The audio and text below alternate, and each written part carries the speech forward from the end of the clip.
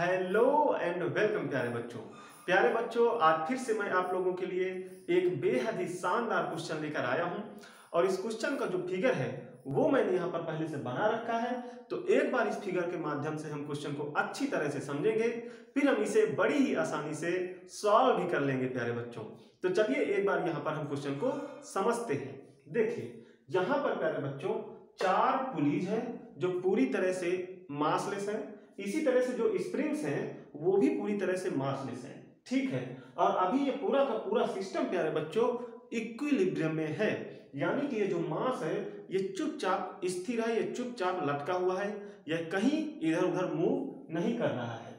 और ये जो पहली वाली स्प्रिंग है इसके लिए जो स्प्रिंग कांस्टेंट दिया हुआ है वो K1 दिया हुआ है, दूसरी वाली के लिए स्प्रिंग कांस्टेंट K2 दिया हुआ है, इसी तरह से तीसरी वाली के लिए स्प्रिंग कांस्टेंट K3 है और चौथी वाली के लिए जो स्प्रिंग कांस्टेंट है प्यारे बच्चों वो K4 है, ठीक। और अभी देखिए हमें बताना क्या है, क्वेश्चन क्या है हमारा।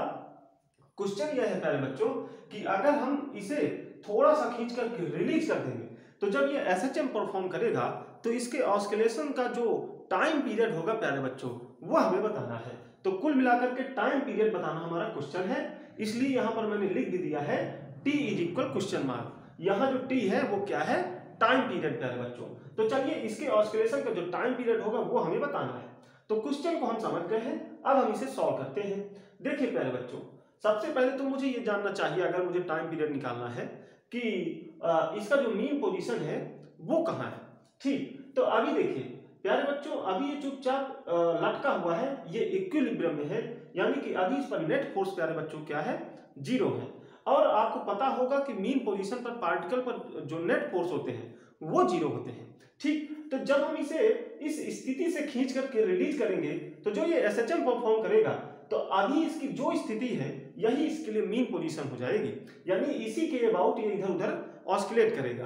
तो कुल मिलाकर के अभी ये जिस पोजीशन पर है वही इसके लिए मीन पोजीशन है प्यारे बच्चों, ठीक। तो अगर ये मीन पोजीशन है तो देखते हैं कि अभी यहाँ पर क्या किस तरह से आखिर फोर्स लग रहे हैं, उन फोर्सेस के जो रिलेशंस है वो भी हमें फाइंड करने होंगे, क्योंकि उनका भी टाइम पीरियड निकालने के लिए काम पड़ता है प्यारे बच्चों, ठीक। वैसे भी मैं टाइम पीरियड निकालने के लिए जो स्टेप्स होते हैं वो मैं पिछले एक वीडियो में बता चुका हूं। तो अगर किन्हीं बच्चों को ये नहीं पता कि टाइम पीरियड निकालने के लिए किन स्टेप्स को हम फॉलो करते हैं तो आप उस वीडियो को भी देख सकते हैं, वहां पर मैंने बिल्कुल स्टेप वाइज बताया है कि किन स्टेप्स को हमें फॉलो करना है जब भी हमें टाइम पीरियड निकालने वाले क्वेश्चंस मिलेंगे। तो अगर वो नहीं पता आपको तो उस वीडियो का जो लिंक है मैं दे दूंगा डिस्क्रिप्शन में, तो एक बार उस वीडियो को जरूर देख लीजिएगा। चलिए अब हम इसे सॉल्व करते हैं। यहाँ पर ये मीन पोजीशन है तो अब यहाँ पर हम ये देखेंगे कि यहाँ पर किस तरह से फोर्स रिलेशंस बनेंगे। एक चीज देख लीजिए प्यारे बच्चों, अगर ये चुपचाप स्थिर है ना तो इस कंडीशन पर भी ये जो स्प्रिंग्स है इनमें कुछ न कुछ एलोंगेशंस जरूर होंगे, ठीक। तो चलिए मैं मान लेता हूं कि इस स्प्रिंग में जो एलोंगेशन है वो x4 है और इसमें जो एलोंगेशन है वो x3 है, इसमें एलोंगेशन x1 ले लेते हैं क्योंकि इसका स्प्रिंग कांस्टेंट K1 है, इसके लिए एलोंगेशन x2 ले लेते हैं। तो ये जो एलोंगेशंस है इन स्प्रिंग्स में ये कब है, जब ये मीन पोजीशन पर है या मैं कहूं कि जब ये इक्विलिब्रियम वाली पोजीशन पर है, ठीक। तो इस तरह से इनमें एलोंगेशंस थे प्यारे बच्चों, ठीक। अगर इनमें इस तरह से एलोंगेशंस थे तो क्या क्या फोर्स रिलेशन यहाँ पे फाइंड होंगे वो जरा देखिए प्यारे बच्चों।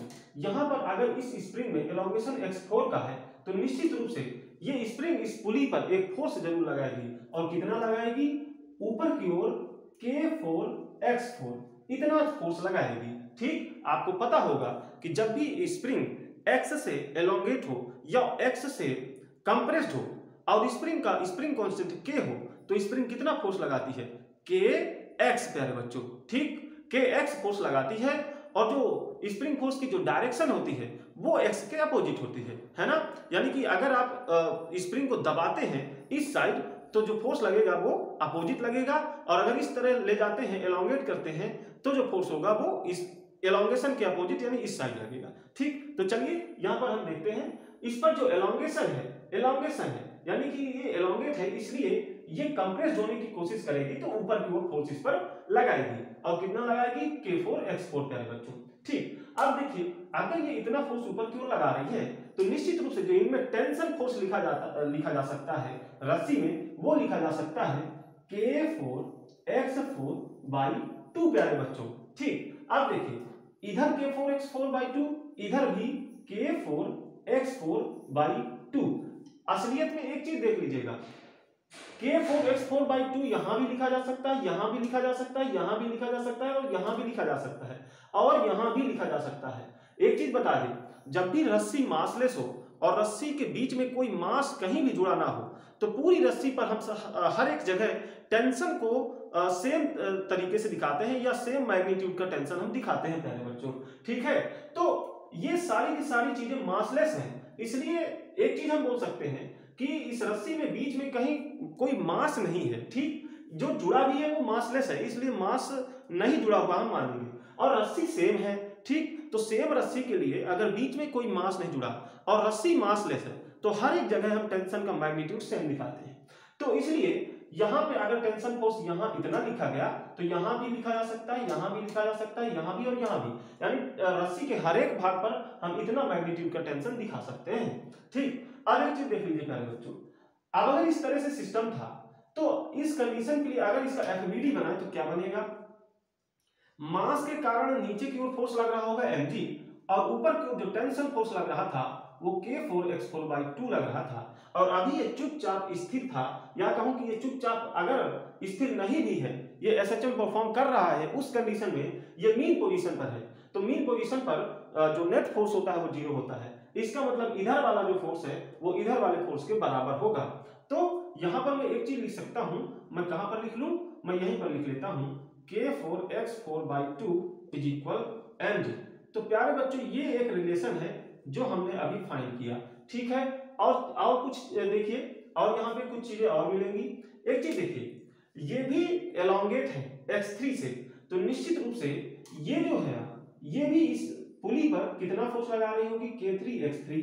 ठीक, तो अगर पुली पर ये स्प्रिंग इतना फोर्स लगा रही है, तो इस रस्सी पर इसके कारण या इसकी वजह से जो हम टेंशन फोर्स लिख सकते हैं वो क्या लिख सकते हैं? वो लिख सकते हैं प्यारे बच्चों, इधर K3x3/2 और इधर भी K3x3/2। ठीक है, कितना लिख सकते हैं? K3x3/2 प्यारे बच्चों। और अभी हमने देखा कि यहां पर जो टेंशन फोर्स लिखा जा सकता था वो इतना था और इसकी वजह से टेंशन फोर्स इतना था, लेकिन रस्सी में मास नहीं है और रस्सी में कोई बीच में मास जुड़ा भी नहीं है। ठीक, इसका मतलब क्या है कि रस्सी पे तनाव हर जगह सेम होगा, तो ये दोनों वैल्यूज भी आपस में सेम होंगी। ठीक, यानी कि मैं एक चीज ये लिख सकता हूं कि यहाँ पे जो K3x3/2 होगा वो बराबर होगा K4x4/2 के, या मैं कहूं कि ये बराबर होगा इस तरह से K3x3 = K4x4, है ना। इसी तरह से इसमें एलोंगेशन था x2 का, तो इसकी वजह से ऊपर की ओर इस पुली पर फोर्स लग रहा होगा K2x2, और यहां जो टेंशन लिखे जा सकते हैं वो लिखे जा सकते हैं K2x2/2 इधर साइड भी और इधर साइड भी। तो यहां पे हमने K3x3/2 भी लिखा और यहां पर हम K2x2/2 भी लिख सकते हैं। ठीक, तो इसका मतलब क्या है कि K2x2/2 बराबर होगा K3x3/2 के, जिस तरह से यहां पर बराबर था K4x4/2 K3x3/2 के, इसी तरह से यहां पर भी वो चीजें बराबर होंगी। तो एक चीज इस तरह से देखिए, K3x3/2 किसके बराबर लिखा जा सकता है? K2x2/2 के, यानी कि यहां से एक चीज और मिल गया, यानी कि ये कह सकते हैं कि ये बराबर इसके था और ये इसके भी बराबर था, तो यहां पर मैं एक चीज लिख सकता हूं K2x2। इसी तरह से प्यारे बच्चों यहाँ पे हमें यहाँ पे हमें टाइम पीरियड प्राप्त करना है, ये आपको याद रखना है। ठीक है, या मैं यहाँ पर लिख देता हूँ कहीं पे टाइम पीरियड। ठीक है, ठीक, इसी तरह से इस पे एलोंगेशन के कारण यहाँ पे लिखा जा सकता है K1x1/2 और इसके कारण K2x2/2, तो वो भी आपस में बराबर होंगे और वहां भी आपस में नीचे के 2 कैंसिल होकर के K2x2 बराबर मिलेगा K1x1, यानी कि यहाँ पर एक चीज और मैं लिख सकता हूँ K1x1। तो ये एक रिलेशन हमने और फाइंड किया। ठीक प्यारे बच्चों, ये हमने रिलेशन और फाइंड किया। चलिए, अब हमने ये चीजें तो प्राप्त कर ली, अब हमें क्या करना है प्यारे बच्चों?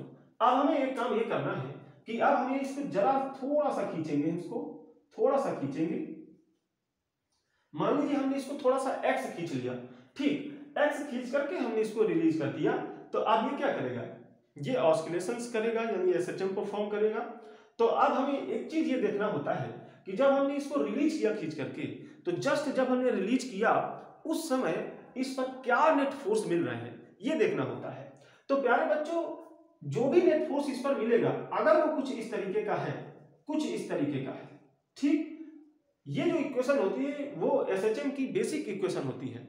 तो ये एसएचएम की बेसिक इक्वेशन है, इसलिए इस पर जो नेट फोर्स मिलना चाहिए वो कुछ इसी तरीके का होना चाहिए। जब नेट फोर्स इस तरीके का होगा तभी हम बोल पाएंगे कि यहाँ पे जो पार्टिकल है वो एसएचएम परफॉर्म कर रहा है, अदरवाइज जो पार्टिकल है वो एसएचएम परफॉर्म नहीं करेगा। ठीक, तो सबसे पहले फोर्स जो होना चाहिए इस पर नेट फोर्स, जब हम इसको रिलीज करेंगे एक्स से खींच करके, तो वो फोर्स ऐसा होना चाहिए, सबसे पहली बात। इसके बाद अगर फोर्स मिल गया तो आप डायरेक्टली टाइम पीरियड के लिए ये फार्मूला लगा सकते हैं 2 pi under root M by K, प्यारे बच्चों। ठीक, तो आपने यहां पे जो नेट फोर्स प्राप्त किया उसको एसएचएम की इस बेसिक इक्वेशन से कंपेयर करा लीजिएगा और वहां से जो के की वैल्यू मिलेगी उस के की वैल्यू को डायरेक्टली यहां पे उठा के रख देना है, आपका टाइम पीरियड निकल जाएगा प्यारे बच्चों। ठीक है, तो चलिए हमें काम यही करना है कि हमें अब इस कंडीशन पर इस पर नेट फोर्स लिखना है। जब नेट फोर्स हम प्राप्त कर लेंगे तो वहां से इसको कंपेयर करा करके के की वैल्यू निकाल करके यहां रखेंगे तो टी निकलेगा। ठीक, चलिए यही काम करना है। तो थोड़ा सा हम इसको मिटा लेते हैं, जगह बना लेते हैं यहाँ पर। इस रिलेशन को प्यारे बच्चों हम कहीं और लिख देते हैं क्योंकि हमें इधर जगह चाहिए थोड़ा सा, तो इधर हम लिख देते हैं k4x4/2 = mg। तो ये जो रिलेशन हमने इधर लिख दिया है और इन चीजों को मिटा देते हैं ताकि जगह दिखने लगे। ये ठीक, चलिए अब हम एक काम करते हैं। देखिए इनमें इस तरह से एलोंगेशंस तो पहले से थे, लेकिन जब इसको और एक्स खींचा गया, इस मास को एक्स से और खींच लिया गया नीचे, तो इनमें जो एलोंगेशंस है और भी बड़े होंगे। तो मैं मान लेता हूं कि इसमें जो एलोंगेशन बढ़ा वो x4 डैश और इसमें x3 डैश, इसमें x2 डैश और इसमें x1 डैश का बच्चों, इस तरह से इनमें एलोंगेशंस बड़े होंगे। ठीक, अब एक चीज देख लीजिए, अगर आपने कंस्ट्रेंट रिलेशंस पढ़ रखे हैं तो आप एक रिलेशन बहुत आसानी से फाइंड कर सकते हैं। वो क्या है जरा देखिए, जब इसमें x4 डैश का एलोंगेशन बढ़ा है इसका मतलब क्या है कि जो पुली है वो x4 डैश नीचे आई है, और अगर पुली x4 डैश नीचे आई है तो जो रस्सी है वो दोनों एंड से x4 डैश आएगी नीचे, यानी कि जो इसके x4 डैश नीचे आने से जो रस्सी है वो 2x4 डैश लूज होगी। ठीक है, इसी तरह से इसके x3 डैश ऊपर जाने से, चूंकि इसमें x3 डैश का एलोंगेशन हुआ है तो x3 डैश ही ऊपर चली होगी, तो यहां से इसके x3 डैश ऊपर चलने से जो रस्सी है वो 2x3 डैश लूज होगी। इसी तरह से इसकी वजह से x2 डैश चलने की वजह से जो रस्सी है वो 2x2 डैश लूज होगी, और इसके ऊपर x1 डैश चलने की वजह से जो रस्सी है वो 2x1 डैश लूज होगी। तो रस्सी टोटल कितनी लूज हुई होगी वो जरा देखिए, 2x1 डैश और इसकी वजह से 2x2 डैश और इसकी वजह से 2x3 डैश और किसकी वजह से, इस वाली की वजह से 2x4 डैश, इतनी लूज हुई है प्यारे बच्चों। और ये जो लूजनेस है ये कैसे टाइट होगी, ये रस्सी पुनः कैसे टाइट होगी, रस्सी कुल मिलाकर के ऐसा नहीं है कि एक बार लूज हुई है बाद में टाइट हुई है, ये टाइट ही बनी रही है। ठीक, मैं आपको समझाने के लिए बोल रहा हूं कि अगर इतना लूजनेस हुआ है तो टाइट कैसे हुई, वो टाइट हुई इसके नीचे की वजह चलने की वजह से। तो ये जो एक्स चला वो इसकी संपूर्ण लूजनेस को टाइट कर देगा, तो ये जो लूजनेस है वो एक्स के बराबर है। ठीक है, ऐसा नहीं कि रस्सी कभी लूज भी हुई होगी, बीच में कहीं लूज नहीं हुई होगी, ये जैसे जैसे ये लूज होता हुआ गया होगा वैसे वैसे नीचे भी आया होगा, या मैं कहूं कि जैसे जैसे इसको नीचे खींचा गया होगा वैसे वैसे इनमें एलोंगेशंस भी हुए होंगे और रस्सी में जो लूजनेस है वो आई होगी प्यारे बच्चों। ठीक है, तो कंटिन्यूअस प्रोसेस होता है, ऐसा नहीं कि एक बार लूजनेस आई बाद में इसमें इधर बढ़ा ये, या पहले बढ़ गया बाद में लूजनेस आई, ऐसा नहीं हो सकता, वो कंटिन्यूअस हो सकता है, होता है। ठीक, तो उस पर आपको समझ में आता होगा आपने कंस्ट्रेंट रिलेशंस पढ़े भी होंगे, अगर नहीं पढ़ा है तो आप कमेंट करिएगा, मैं जरूर पढ़ा दूंगा। बहुत आसान सी चीज होती है, ठीक है, लेकिन उसको पढ़ना बहुत जरूरी होता है, क्योंकि अगर आपको वो नहीं आता तो देखिए कैसे आप चीजों में अटक सकते हैं, कहीं भी फिजिक्स के अंदर कहीं भी आप अटक सकते हैं, इसलिए कंस्ट्रेंट रिलेशन जरूर आना चाहिए। तो ठीक है, ये एक रिलेशन हमने कंस्ट्रेंट रिलेशन से फाइंड किया प्यारे बच्चों, ठीक है। अब एक चीज देखिए, एक चीज और देख लीजिए, यहां पर प्यारे बच्चों जैसे इसमें इतना एलोंगेशन बढ़ गया है, तो अब ये जो फोर्स है वो भी बढ़ गया होगा। पहले से x4 एलोंगेशन था, अब x4 डैश एलोंगेशन इसमें बढ़ गया, इसका मतलब जो फोर्स k4x4 था वो इतना नहीं लग रहा होगा, अब लगेगा k4x4 प्लस x4 डैश, इतना ही लग रहा होगा, बिल्कुल इतना ही लग रहा होगा। तो अब जब इधर फोर्स बढ़ गया है तो इसमें टेंशन फोर्स भी तो बढ़ जाएगा। अब टेंशन फोर्स कितना हो जाएगा, जो k4x4 था वो k4x4 plus x4 dash by 2 हो जाएगा। इसी तरह से इसमें जो एलोंगेशन है उसको भी जोड़ लीजिए, जो एक्स्ट्रा एलोंगेशन आ गया ना उसको भी जोड़ लीजिए, यहाँ पर जैसे हमने यहाँ पर जोड़ा वैसे ही यहाँ पर जोड़ लीजिए, तो इस तरह से अब फोर्स लगेगा प्यारे बच्चों, है ना। चलिए, तो अगर अब इस पर इतना फोर्स ऊपर क्यों लग रहा था, कितना k4x4 plus x4 dash by 2, तो अब इस पर क्या फोर्स लग रहे होंगे, मुझे यहाँ पर नेट फोर्स चाहिए प्यारे बच्चों, जैसा कि मैंने बताया कि यहाँ पर मुझे नेट फोर्स चाहिए, ठीक, और उसी नेट फोर्स को हम बेसिक इक्वेशन से कंपेयर कराएंगे, ठीक, तो नेट फोर्स चाहिए। तो अब इस कंडीशन के लिए प्यारे बच्चों यहाँ पर FBD बनाएंगे और तभी हम देख पाएंगे कि इस पर कितना नेट फोर्स लग रहा होगा। तो चलिए यहाँ पर FBD बना लेते हैं, नीचे की ओर mg तो लग ही रहा था, अब ऊपर की ओर जो फोर्स है वो लग रहा है k4x4 plus x4 dash by 2। तो अब अगर इस पर नेट फोर्स देखना हो तो देखिए, अभी यहाँ पर तो इक्विलिब्रियम में था, इसको नीचे खींचकर छोड़ा गया, तो जब छोड़ेंगे तो किधर जाने की कोशिश करेगा प्यारे बच्चों, ये अपनी मीन पोजीशन की ओर जाने की कोशिश करेगा, यानी कि जो नेट फोर्स है वो लगेगा ऊपर की ओर, और कितना लगेगा वो जरा देख लीजिए। तो F नेट इज इक्वल, हम इसको अंदर मल्टीप्लाई करके लिख रहे हैं, k4 बाई 2 को अंदर मल्टीप्लाई करके लिखना है, k4x4 by 2 plus k4x4 dash by 2, और नीचे की ओर कितना लग रहा है माइनस mg, ठीक। देखिए, तो ये फोर्स हो गया।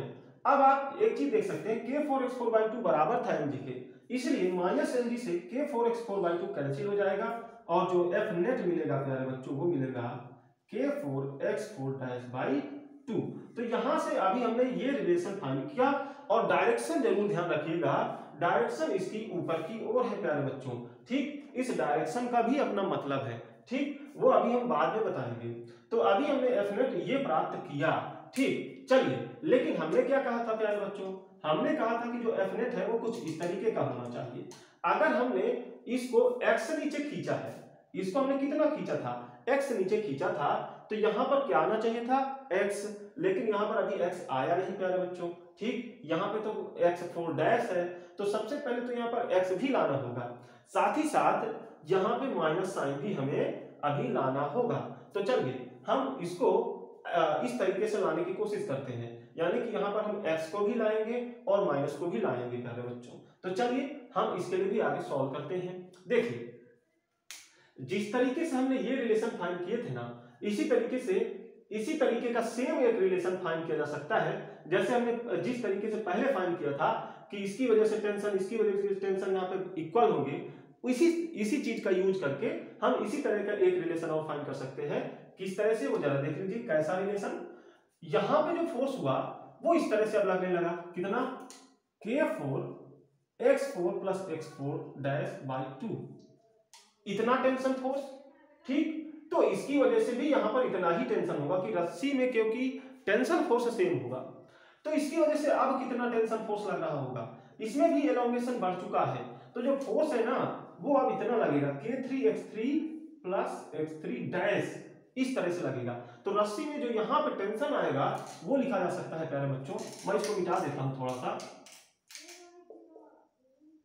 k3x3 plus x3 dash by 2, इस तरीके से। तो इसको जब हम कैंसिल कर लेंगे, अब इसको अंदर मल्टीप्लाई कर दें अगर k4 को, तो मिलेगा k4x4 प्लस k4x4 डैश, इसी तरीके से इसको अंदर मल्टीप्लाई कर देंगे तो क्या मिलेगा, ये मिलेगा। और जरा आप देख लीजिए कि K4x4 बराबर था K3x3 के, है ना, K3x3 बराबर था K4x4 के, तो यहां से कैंसिल हो जाएगा और देखिए क्या रिलेशन मिल गया, K4x4 dash equal K3x3 dash, यानी कि सेम वैसा ही रिलेशन मिल गया जैसा हमने यहां फाइंड किया था, K4x4 इक्वल K3x3, इसी तरह से K4x4 dash equal K3x3 dash, है ना। तो कुल मिलाकर के हम इन सारे ही एक्स्ट्रा एलोंगेशंस की वजह से सेम ऐसा ही रिलेशन फाइंड कर सकते हैं। आप आगे इसको सॉल्व भी कर सकते हैं, अब मैं आगे सॉल्व नहीं करूंगा, मैंने आपको बता दिया कि कैसे ये रिलेशन मिल रहा है, आप इसके लिए भी सॉल्व कर सकते हैं और पूरी इसी तरह से रिलेशन बनते चले जाएंगे। तो कुल मिलाकर के जो रिलेशन बन जाएंगे वो कुछ इस तरह से आपको मिल जाएंगे, ठीक है। K4x4 डैश इक्वल है K3x3 डैश के, वो मैंने यहाँ पर बता दिया निकाल करके। इसी तरह से आप फाइंड कर सकते हैं कि जो K3x3 डैश है वो इक्वल है K2x2 डैश के, और ये जो इक्वल है वो K1x1 डैश के। तो ये सारे आपस में इस तरह से इक्वल होंगे, वो आप यहाँ से निकाल सकते हैं, ठीक। तो वो मैंने आपको यहाँ पर समझा दिया है, आप निकाल लीजिएगा, ठीक। अब मैं यहाँ पर फिर से थोड़ा जगह बनाऊंगा, थोड़ा सा हम जगह बनाएंगे प्यारे बच्चों, ठीक है। चलिए ये हमने जगह बना ली, एक काम करते हैं, इस चीज को भी अब मिटा देते हैं, बस ये रिलेशन आप रखे रहिए और इस रिलेशन का भी यूज है, क्योंकि हमें यहाँ पे x लाना है, जैसा कि मैंने बोला यहाँ पर मुझे x चाहिए, तो ये इस रिलेशन में जो x है इसी रिलेशन के यूज करके हम x यहाँ पर ला सकते हैं, ठीक है। चलिए अब हम कैसे ला सकते हैं वो जरा देखिए, यहां पर देख लीजिए प्यारे बच्चों, इसका यूज करके यहां पर कुछ वैल्यूज मैं लिखूंगा, देखिएगा x1 डैश मैं क्या लिख सकता हूं, x1 डैश मैं लिख सकता हूं, जरा इसको देखिए, K4x4 डैश को इसके इक्वल करिए, मैं K4x4 डैश के ही इक्वल इसको क्यों कर रहा हूं, क्योंकि मुझे यहाँ पर x4 डैश की वैल्यू अगर मैं रख दूं, यहाँ पर x4 डैश है यहाँ पर, यानी K4x4 डैश है यहाँ पर, तो K4x4 डैश के ही टर्म में अगर मैं सारी वैल्यूज लिख लूंगा, तो बाद में हम K4x4 डैश को कॉमन लेकर के जो भी बचेगा वो x के टर्म में जो वैल्यू मिलेगी वो इसको यहाँ पर हम रख देंगे, तो x के टर्म में एफनेट निकल जाएगा, इसलिए यहाँ पर मुझे सारी चीजें K4x4 डैश के रूप में लाना है। तो मैं x1 डैश को K4x4 डैश के टर्म में कैसे लिख सकता हूँ, देखिए इस K1 को इसके नीचे ले आइए, तो यहाँ पर लिखा जा सकता है, मैं इसी को यहाँ पर लिख रहा हूँ 2, और x1 डैश की जगह पे मैं लिख सकता हूँ K4x4 डैश बाई K1, है ना। इसी तरह से 2 और x2 डैश की जगह क्या लिखा जा सकता है, तो x2 डैश की जगह हमें क्या लिखा जा सकता है, K4x4 dash by 2 by K2, है ना, तो K4x4 डैश बाई K2 ये लिखा जा सकता है। इसी तरीके से हम x3 डैश की जगह पे लिख सकते हैं K4x4 डैश बाई K3 प्यारे बच्चों, है ना। और देखिए एक काम कर लीजिए, इसको भी आप मिटा सकते हैं, इसका भी अब हमें यूज नहीं पढ़ना है। आगे देखिए, आगे यहाँ पर 2x4 डैश है, तो 2x4 डैश, एक काम कर लेते हैं, यहां पर हम प्यारे बच्चों, यहां पर ऊपर हम K4 को मल्टीप्लाई कर लेते हैं और नीचे भी K4 को हम मल्टीप्लाई कर लेते हैं, तो यहाँ पे ये मिल गया, ये सारी चीजें इक्वल थी x की, तो ये अब इक्वल हो जाएगा प्यारे बच्चों x के। अब यहां से K4x4 डैश हम कॉमन ले लेंगे और जो वैल्यू मिलेगी K4x4 डैश की x के टर्म में मिलेगी, उसी को यहां पर रख देना है। तो चलिए हम कॉमन लेते हैं और देखते हैं,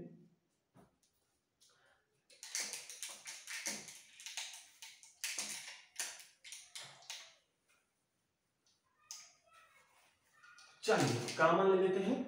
देखिए आप एक काम करिए, 2 को भी कॉमन ले लीजिए, तो 2K4x4 डैश जो मिलेगा प्यारे बच्चों क्या मिल रहा है, 1/K1 plus 1/K2 plus 1/K3 plus 1/K4 यही मिल रहा है, इक्वल है x के प्यारे बच्चों। देखिए अब यहां से K4x4 क्या मिल रहा है, एक चीज देख लीजिए, हम एक काम कर लेते हैं, हाँ ठीक है, K4x4 डैश को काम ले लीजिए, या फिर हम एक काम ये कर लें कि इसमें 2 को नीचे मल्टीप्लाई कर ले और ऊपर भी मल्टीप्लाई कर ले, तो यहाँ से K4x4 डैश बाई 2 इस टोटल की वैल्यू हम यहाँ से फाइंड कर सकते हैं। देखिए तो K4x4 डैश बाई 2 की वैल्यू क्या आ जाएगी, उसको निकाल करके इस पूरे की जगह में रख देंगे, तो क्या मिल रहा है, देखिए K4x4 dash by 2 equal x/4 1/K1 plus 1/K2 plus 1/K3 plus 1/K4 ये मिल रहा है प्यारे बच्चों, है ना। अब इसको उठा करके इसके जगह पर रख देना है, चलिए रख देते हैं। तो एफ नेट इक्वल x अपान 4 1 अपान k1 प्लस 1 अपान k2 प्लस 1 अपान k3 प्लस 1 अपान k4 प्यारे बच्चों। तो इस तरीके से हम लिख पाए। ठीक, अब देखिए मुझे कैसा रिलेशन फाइंड करना था, मुझे रिलेशन ऐसा फाइंड करना था, ऐसा एफ नेट इक्वल माइनस के एक्स, ऐसा फाइंड करना था। ठीक, तो यहां पर देखिए यहां पे x तो है लेकिन अभी माइनस नहीं है, तो मैंने क्या बताया था कि इसकी जो डायरेक्शन है वो ऊपर की साइड है। ठीक है, ये डायरेक्शन देखिए हमने जो मास है उसको किस तरफ खींचा था प्यारे बच्चों, नीचे की ओर खींचा था x, है ना, नीचे की ओर। तो जो x की डायरेक्शन है वो नीचे की ओर थी और जो एफ नेट की डायरेक्शन है वो ऊपर की ओर है ना। तो x और एफ नेट की डायरेक्शन एक दूसरे के अपोजिट है, इसलिए यहां पर एक माइनस साइन लगा लो। और ये माइनस साइन क्या बता देगा कि जिधर x है उसके अपोजिट डायरेक्शन में एफ नेट है। ठीक, तो ये जो माइनस है ना ये सिर्फ और सिर्फ डायरेक्शन को बता रहा है, और क्या बता रहा है कि जो x है अगर वो नीचे की ओर है तो जो एफ नेट है वो ऊपर की ओर है, और अगर ये ऊपर की ओर होगा तो जो एफ नेट है वो नीचे की ओर हो जाएगा। ठीक, तो ये हमने रिलेशन फाइंड कर लिया है। अब हम इससे कंपेयर करेंगे और देखेंगे कि k की क्या वैल्यू आ रही है। तो यहां पर देखिएगा जब हम इनको आपस में कंपेयर करेंगे तो जो k मिलेगा प्यारे बच्चों वो मिल रहा है 1 अपान 4 1 अपान k1 प्लस 1 अपान k2 प्लस 1 अपान k3 और 1 अपान k4, यही मिल रहा है k, है ना। तो अब अगर हमने k प्राप्त कर लिया है तो टाइम पीरियड निकालने के लिए सिंपल सा वही फार्मूला जो हम जानते हैं उसी को लगा लेना है। तो चलिए उस फार्मूले को हम यहाँ पर लगाते हैं। पहले हम यहाँ पर जगह बना लें।